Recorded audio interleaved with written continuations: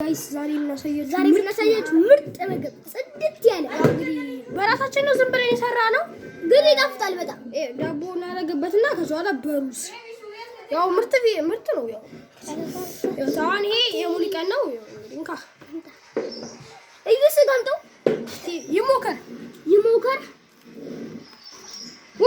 ምርጥ ነው መጀመሪያ እኛ የሰራነው መጀመሪያ የዳቦን ውስጥ ያለውን አውጣውና ሩዝን ጨምርበታለን።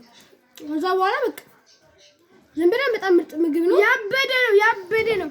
አረገ ፈተከኝ ብራ ያበደ ነው። አብዳለ ሸማት ማይ ከዛ በኋላ አንተ ማን ከዛ በኋላ አሁን ይሄንን ለትምህርት ቤት ምናምን ለህፃናቶች መቋጠር ይችላል።